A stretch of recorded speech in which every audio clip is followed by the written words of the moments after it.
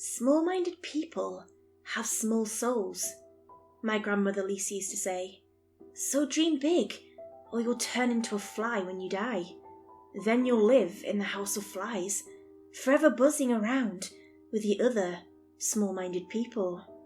Her Finnish upbringing made her honest, stern, and always on my side. She pushed me to realise my dreams, to speak my mind, and to always stay true to myself. But most of all, she made me fear the house of flies. The same way people would say, go to hell, Lisa would say, go home to your house of flies. The saying just doesn't have the same cadence in English, and it isn't as powerful when it isn't coming from an angry old Finnish woman. Then again, I don't think I ever heard anyone else say it quite like her. As a kid, I used to have nightmares about the house of flies. Lisa built an entire world with her stories. She told me how all the flies swarmed together in a black cloud, looking for something to make them human again. There were old rooms and bookshelves full of half-written books, a kitchen where wasted food rotted away, and a warm cellar where bodies would go to spoil and cool. There were other rooms mentioned in passing, but they were too many to keep track of. Looking back at it, it was just a made-up spook story to scare me into becoming a proud and outspoken little boy. If my teachers had known where my rash attitude came from, they'd curse my grandmother in their prayers. But there comes a point where all little boys stop hearing how great they are, a point where their dreams and ambitions start to feel far-fetched, the point where they realise they can't all be astronauts, millionaires, and hockey pros. To me, that came in my late teens, just after my grandmother passed. When there are no voices left to counterbalance the abuse of ordinary life, you just listen to whatever is left. I did decently in school, but I failed miserably when I tried to pursue a higher education. I tried finding a job in my hometown back in Finland, but there was nothing available, as my remaining family distanced themselves. I found myself with nothing tying me down, so I did what my grandmother would have wanted. I cursed all of it to the house of flies and set off on my own. I moved to Sweden and got a job as a night guard at the Royal Institute of Technology in Stockholm. It was mostly a nighttime gig, but I'd work extra whenever there was a large event on campus. It wasn't that exciting, but it was steady work, and there was good pay. I think the company were impressed with my can-do attitude and work ethic. At that point, I wasn't completely broken. I had some faith, both in myself and my abilities. But over the years, that confidence has chipped away.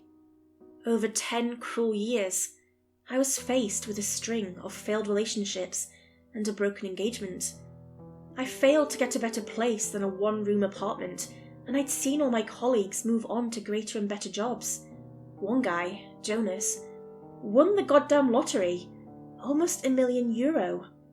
With that in mind, you might not be so fast to blame me that harshly when I admit that I eventually stopped trying. Walking those same holes, night after night, felt like a Sisyphean nightmare. Hour after hour of needless patrols, questioning drunk students and locking everything down. It was useless, and that work ethic I'd been so proud of started to erode. It was late September, not that long ago.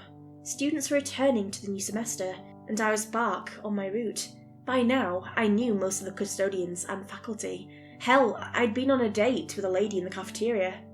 But this particular night, I was done. Completely mentally done. I had no intention of making even the slightest, smallest effort. Instead, I was on Reddit. I was mindlessly browsing through my recommended subreddits. I'd checked all my subscriptions, and now I just wanted to fill my mind with nonsense for a while. Finally, I picked a random subreddit and started scrolling. I was on the 10th page of Myuu when I ran across a title that stuck with me. Would you survive the House of Flies? At first I thought it was a discussion about a book or a movie, the what would you do during an alien invasion kind of post, I checked the post out but got stuck on the app loading some kind of picture. I just rolled my eyes when it turned out to be an ad for a dating app. Sail away. Never seen it before. But the comments caught my eye. Response after response, over and over, at least 40 comments, all saying the same thing. No. As in no, they wouldn't survive the House of Flies. Were they all familiar with the same story? In all my life, I'd never met anyone outside of my family who'd heard about it. Then, without touching the screen, I saw myself post the same thing. No. There it was. My username and everything. It was already getting upvoted. I turned off my phone and got up. I finished the rest of my route in record time, rushing down the hallways. There was something about that post that reminded me of my grandmother and the sense of dread her stories put in me. They were so vivid, I could have sworn I'd been there. I could almost picture the study with the half-written books and the disgusting, rotten kitchen. If I'd been a talented man, I could have drawn it, painted it, made poetry of it, something. Something a small-minded person wouldn't do. Instead, I finished my route and was back home by dawn. The last thing I remember was stepping into the bottom floor of my apartment complex. 2 shadows moved in behind me. An arm forced me into a chokehold while someone pushed something into my face. As I struggled, there was a blow to my nose. My eyes teared up as I felt someone lift my legs. My body surrendered. Up until this point, even the police believed my story. There is an open investigation into my kidnapping, and they claim to have a list of suspects. But honestly, I'm not convinced. It's been a bit too radio silent lately, and I'm starting to think they're only listening to a part of my statement. They're not looking closer at what came next. But it is no less true, and no less important. I have a vague memory of a large, dark box. There were other people in there. A man was crying, and I think someone by the corner was dead. I was too tired to talk, but not too tired to listen. There were at least 4 of us, me included, and everyone was just as disoriented and scared as I was. I was naked, and I suspected the others were too. Maybe not the corpse. I could feel cold skin against my thigh. Still, my eyes couldn't focus. It was pitch black, and not a sliver of light came through. My nose had fractured, so my eyes wouldn't stop tearing up, and I had to breathe through my mouth. There was this strange chemical smell in the air. Not quite chlorine, not quite ammonia. Something in between that made my feet itch. I think I was asleep when the doors burst open. There were armed men, all with headlamps and automatic weapons. They tied my hands with a sharp plastic string that cut into my flesh, and they forced my mouth open. I had to bite down on one of those bite guards that you wear at the dentist. The kind where you can't close your mouth. They strapped it on tight. I was the first one out. There was a brief moment of pale sunlight before I fell into a dark cellar. I landed on my arm, and it knocked the air out of me. Wet dirt seeped into my pores. As I wheezed for breath, there were more bodies dropping all around me. My mouth was sore from the bite guard. As the armed men got to the person in the far-off corner of the box, I heard them talk in a foreign language. They just dumped him outside and closed the doors, leaving us in the dark. I guess he really was dead. I just saw silhouettes of the other 2. A slim ray of light came through a crack in the cellar door. I could barely make out the face of a middle-aged woman. Her eyes darted back and forth, and there was a stream of blood coming from her forehead. She must have had a bad fall. I scrambled to my knees, barely finding my balance. There was a strange rustling sound coming from the other side of the room, like a ball of rolling confetti. I tried to see it, but it was too dark. Instead, I backed away into a corner and listened. There was a man my age just a few steps ahead of me. As the rustling approached him, it exploded with activity. Suddenly, it became clear what the rustling sound was. Flies. A swarm of flies so tightly packed it was forming a liquid-like mass. Millions of fragile wings scraping against one another, bustling with anticipation. As soon as it touched him, they swarmed. From that single ray of light, I could see his face. Thousands of flies forcing themselves into his wide-open mouth, his ears, his eyes and nose. The entire swarm, driven by a single-minded purpose, to intrude. I panicked. Hearing someone choke to death on a million flies is something that will haunt me forever. I stumbled through the dark. I crashed into a shelf and broke my bite guard by accident. I spat it out, stepped on something sharp, but just kept going forward.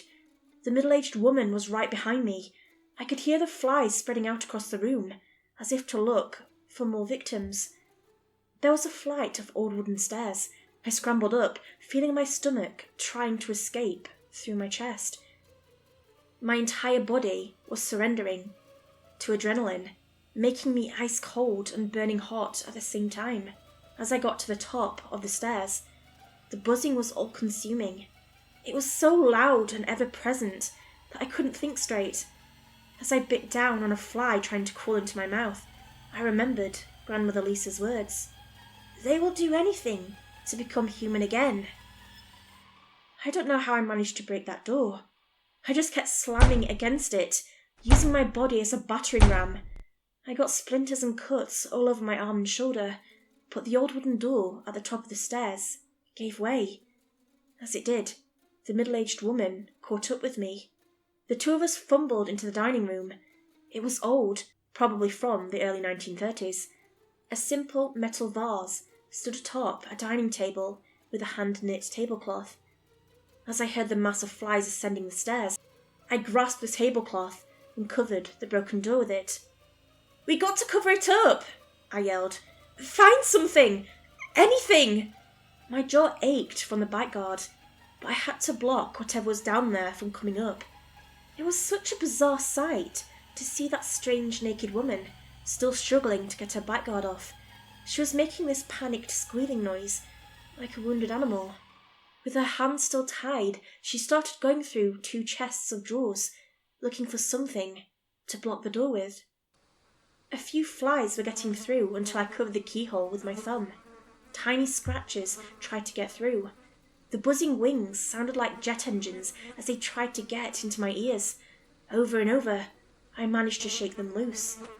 She came back with an armful of damp, moth-eaten clothes. Still, we were lucky they were damp. Otherwise, they wouldn't have stuck to the door quite as easily. After a few panicked seconds of using everything in the room, we had managed to barricade the door, seal it to the best of our abilities, and killed most of the flies that had gotten through. I'd squashed no less than 4 against my own face. We just stood there for a while, gasping for breath. As I helped her out with the mouthguard, I noticed she was freezing cold. She couldn't take her eyes off the door, and the buzzing was still there. All those little lives looking to make things right, whatever the cost. We helped each other with the plastic strips. The woman picked up an old beige summer dress from the floor. It was a bit too big for her, but it was something. I found myself an old pair of dress pants. There were a few shirts, but they were too torn to provide any kind of warmth. They were just fabric now. "You okay?" she panted. "Yeah," I nodded. "I think so." "I didn't do anything," she cried. "I shouldn't be here." No, I agreed. "We shouldn't. I don't think anyone should." There was an arched doorway leading to an adjacent room. Restless, I urged her to follow me.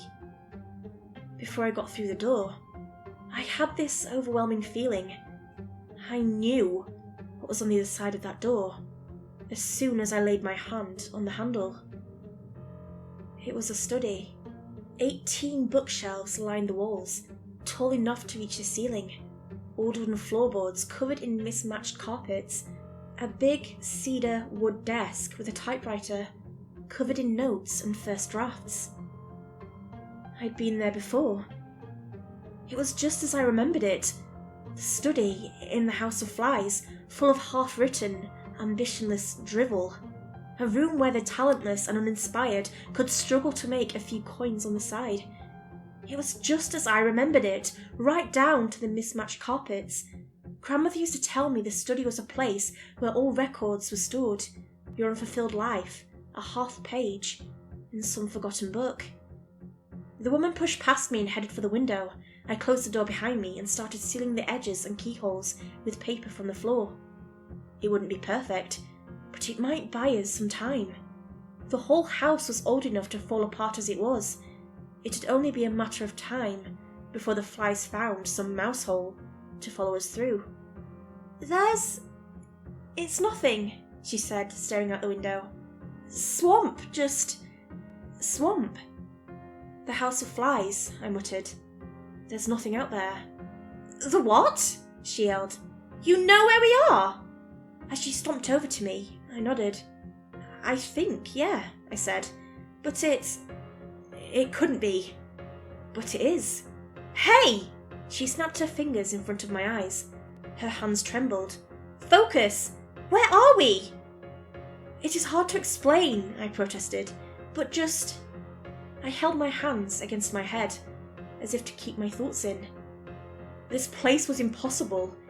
It couldn't be what I thought it was, and yet I could feel my naked feet against the wooden floor. No matter if I believed in it or not, I was still there.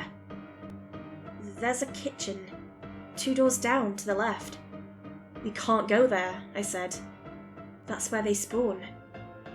As my grandmother had said, the old rotten food attracted flies. That's where they came from, whenever a small-minded soul died. That's where it would emerge as part of the swarm. I thought about what else there was. We could take our chances in the swamp, but it seemed to go on for miles. We'd probably freeze to death before the end of the day.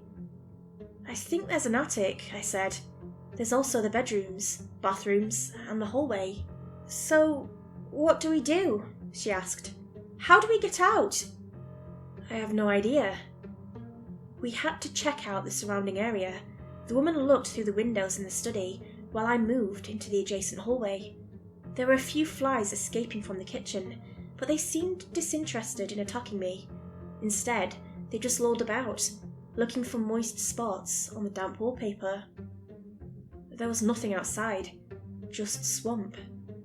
The only way to get to the second floor would be through the hallway on the opposite side of the house.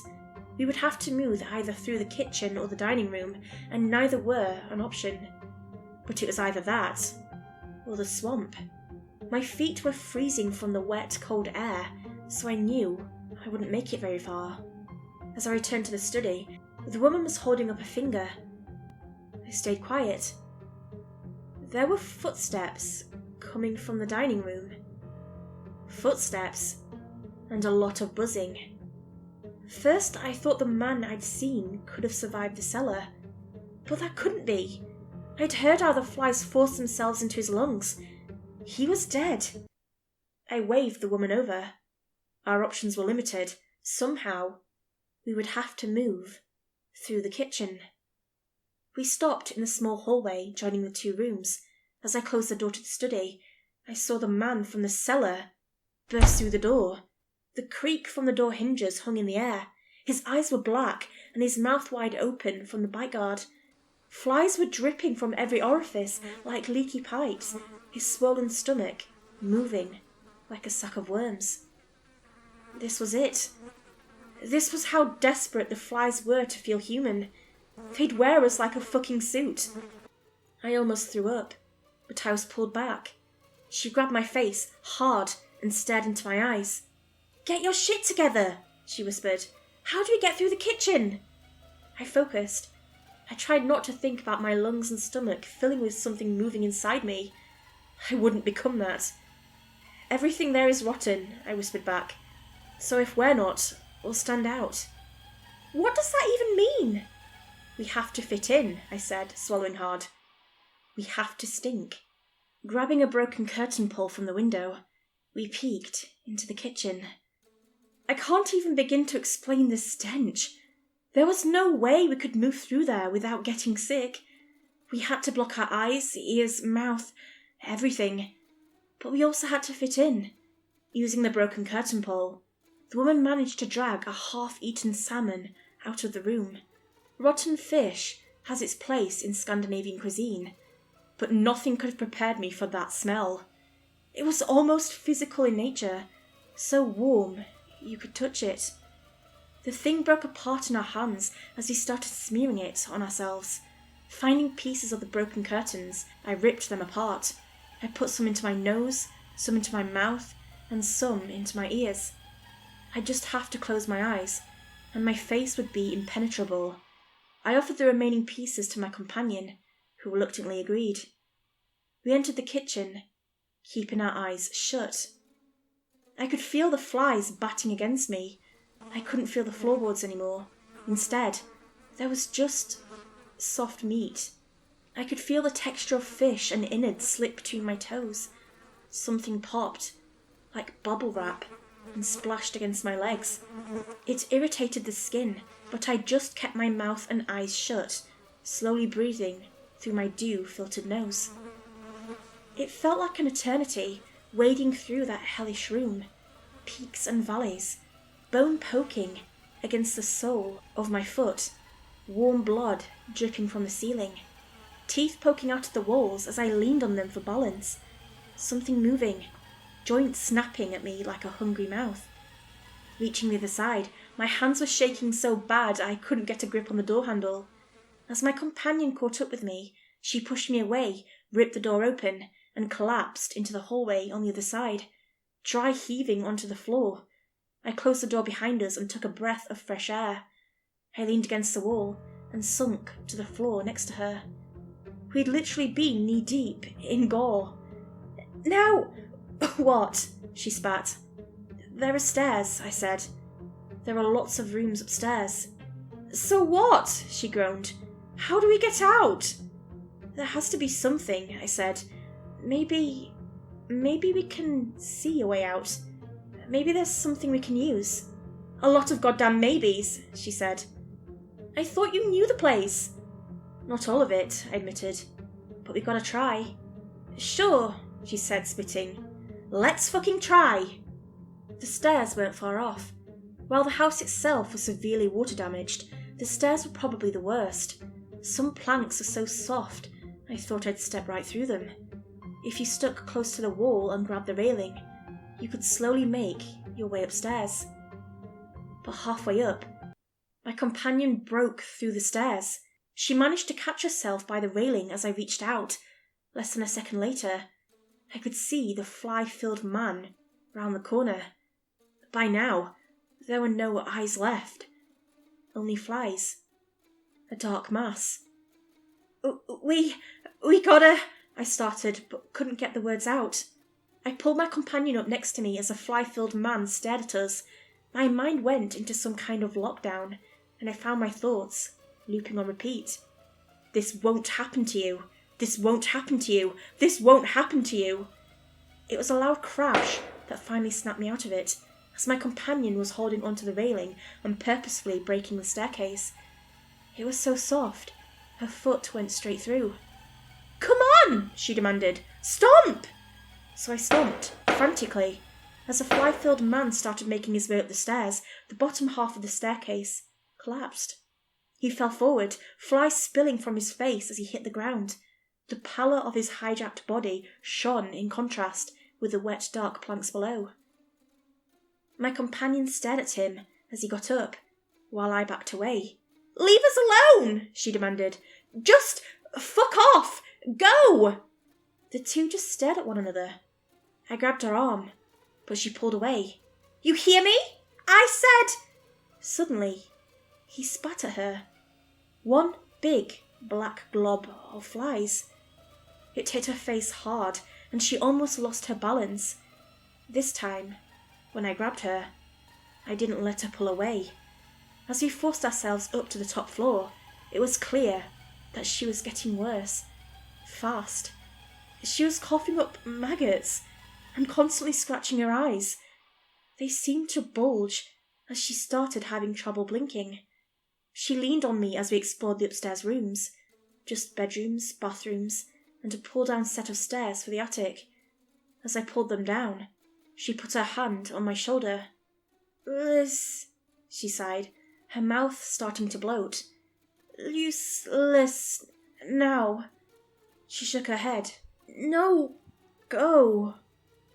She pushed me ahead and stayed back. The message was clear. I stepped up into the attic, alone. It was empty. A hole in the ceiling let a single ray of light in, but the rest of the floor was just empty. A pair of well-kept curtains were hung against a round window at the end of the room, but that was it. Downstairs, I could hear her gradually degrade. The crying and screaming eventually stopped, only to be replaced by the buzzing. I could hear the flies seeping through the floor. I had to do something, or I'd be next. There was nothing outside, just more swamp. I tried to swallow that sense of dread, but it just got worse. I summoned what little courage I had left. I ripped down the curtains. I tied a makeshift bag over my head so I wouldn't accidentally get any flies in my face if I dozed off. I hid in the corner of the room, where I could feel water drip from a hole in the ceiling. And thus began the 4 longest days of my life. I stayed in the attic, surrounded by a swarm of flies. I managed to get drops of water from that hole in the ceiling, but that was it. I could hear my former companion and the fly-filled man stomp around downstairs, together, looking for a way to get to me. Luckily, they weren't that smart. Figures, as the fly-filled man didn't even attempt to open the door to the study. He just busted it down. It is hard to describe what that kind of threat and isolation does to you. You're so trapped in your mind that you stop hearing the buzzing, and you start to convince yourself it isn't real. You make up vivid images of where you really are in your mind, and you start imagining the drops of water tasting different. The hunger went from a nuisance to a pain. By the 4th day, I was shaking like a leaf. The attic was pretty warm, and I had some scraps of textiles wrapped around me like a blanket. Still, I was freezing, starving, and dehydrated. And that was only my body. I thought I imagined a car. I could hear an engine. I forced my body to stand as I listened again. There was something out there. Sounds I didn't imagine. There were less flies now, so I peeked through my curtain bag. It was so bright my eyes burned. But I saw them. A large white van, and there were masked men forcing people into the cellar. And outside, in the swamp, a thick fog. That was new. The masked men dumped 4 people down there. One of them struggled and got shot in the leg. The sound was so loud, so distinct, that it must have been real. I have never heard that kind of gun before. They started screaming as the cellar door closed behind them. As the armed men got back into the van and drove away, I noticed something. There had been a dead person in our van, and that corpse was lying out in the swamp. The van had almost run over it, causing it to move a little in the moist grass. How hadn't I thought of that? The corpse was fully clothed, shoes and all. That might give me some time, were I to make a run for it. Tearing off my makeshift bag, I stumbled down the stairs of the attic. I brushed away the flies and just ran from the slapping feet of my former companion coming to claim my life. I had to stop thinking. I had to ignore my instinct to scream. I just held my breath, brushed the flies out of my ears and nose, and pushed forward. I fell down the staircase, spraining my left ankle and stepping on a nail. Still, I pushed on. I hurried past the fly-filled man coming out of the study, past the kitchen, past the hallway, and out the back window. As my battered body hit the wet grass outside, I gasped for air. There was a buzzing sound, but it wasn't flies, just a few mosquitoes. Thank God. I limped forward, step by step. The ground was partly frozen, and I started to lose a feeling in my toes. As I got to the corpse, I was acting on unbridled instinct. I didn't care that his shoes were too small, or that I hurt my toes forcing myself into them. I didn't care that his jacket didn't go all the way around me. I just needed layers. Something. But I was being followed. My former companion and the fly-filled man were following me out of the house, side by side, like a couple straight out of a nightmare. Bellies extended like balloons, their skin turned to leather, flies crawling across their gnashed, yellow teeth. They were coming for me, and with my body as bruised as it was, they were gaining on me. "Please!" I coughed as I started limping away. "Please!" The fog was growing thicker. They were coming closer. The buzzing around me grew stronger. The fog was so thick I couldn't see a log in front of me, and I tripped. I scraped my hand on a rock, and my sprained foot didn't let me back up without a fight. I saw the shadows of my attackers looming over me as I crawled forward, inch by inch, desperately trying to get away. I imagined more shadows stepping out of the fog to join them in the upcoming feast. "Please!" I kept pleading. "Please!" They were almost upon me. A hand grabbed my ankle, but I kicked it off. A few more pushes. That's all I had in me. Then the fog started to lighten. Looking behind me, they stopped. I'd reached the edge. I walked blindly forward for another 5 hours. As I reached a small road, I was picked up by an old man walking his dog. I was taken to a hospital, interviewed by the police, and treated for my injuries. I told them exactly what had happened, but they thought I was delirious. Being held like I'd been for 4 days would do that to you. But I know what I saw and experienced. I even described the fly-filled man and my lost companion. Indeed, there was a woman who matched that description that had been reported missing, but there was no way to confirm that was her. I couldn't recognise her in the pictures. So how come I know the House of Flies? Well, I've since investigated it.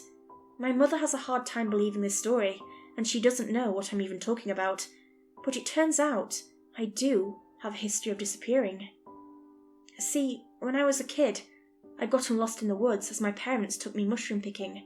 I'd wandered off into the fog and been gone for 2 full days. When they finally found me, I was babbling on and on about a broken house full of flies and people. I was dehydrated, hungry and bleeding. My mother, fearing I'd suffered some kind of abuse, tried to make me forget about the whole thing. My grandmother had an idea. She figured that instead of trying to find out the horror of what really happened, she figured she'd just indulge my incoherent nonsense. She'd made a story out of it. All of it. Just something to make me believe it was all a made-up nightmare fairy tale. So I guess I told this story to myself, in a way, through my grandmother. The House of Flies was real all along. This was the second time I'd survived it. Now I want you to ask yourself, and think about it carefully, would you survive the House of Flies?